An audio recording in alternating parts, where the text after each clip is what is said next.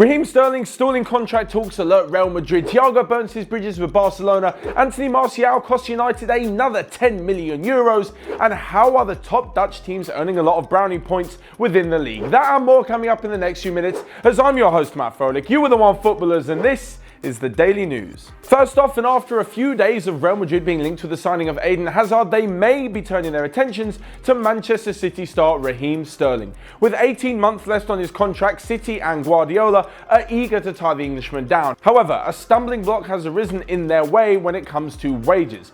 Raheem Sterling's £200,000 a week apparently just isn't enough for him, and he's seeking parity with the likes of Aguero and Kevin De Bruyne, who are on about £75,000 more than him. This has alerted Real Madrid to the situation, and should Sterling not sign a contract by the end of the year, when you enter the last year of your contract, the value often decreases, meaning that Real Madrid could sign him for a lot less than the likes of Hazard would cost. If this doesn't happen though, apparently Timo Werner and Kylian Mbappe are also on Real Madrid's list, as they seek a goal scorer to replace the amount of goals that they lost when Cristiano Ronaldo left this summer.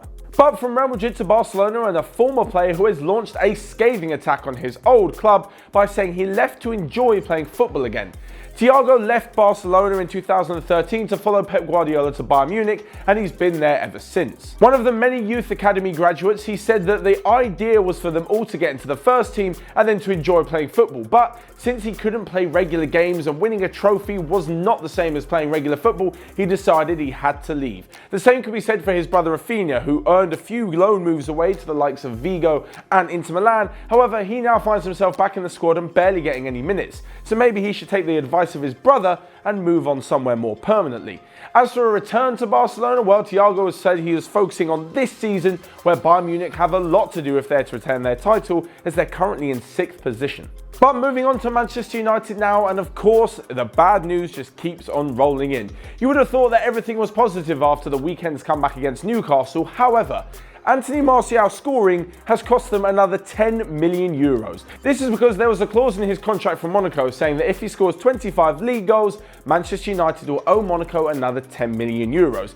This means that his fee now is up to 50 million instead of 40 million, and there still could be more money owed should he win the Ballon d'Or or win the Premier League. These clauses seem highly unlikely to be triggered in the near future. However, Monaco also had to wait a staggering 8 months for this payment, as that's how long he was stuck on 24 league goals before striking at the weekend. This may seem expensive for someone who doesn't necessarily start every week under Jose Mourinho. However, club executive Ed Woodward said that he is one of the team's most valuable assets. This is because up until last season, there was a clause in the contract that said Monaco get a bit of money if Manchester United sell him on. However, because they've kept him longer than 3 years, Monaco don't get anything, so any money Manchester United do make from selling Martial in the future, they get to keep all to themselves. And finally, we come to a rather nice story in football, something that you don't hear too often these days. It's clubs actually helping each other out. All the money that Dutch giants PSV, Ajax and Feyenoord have made from participating in this season's Champions League is to be divided up amongst all the other teams in the Eredivisie.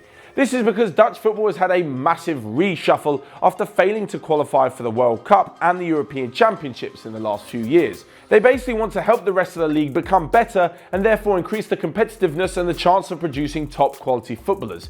In recent years, that mantle has fallen to Ajax, who have produced some fantastic talent and who have some current players who really look like they could be destined for the top, Frenkie de Jong and Matthijs de Ligt included in that. Whether or not you'd see this around the world, well, it doesn't necessarily make sense everywhere else. For example, in England, everyone has the money. Even some of the championship teams have enough money, but it's more down to the coaching. If Dutch football can really rise to the heights that we saw in the 1990s, well, then we could have another great Ajax team on our hands, which is something that all true pure football fans would love to see.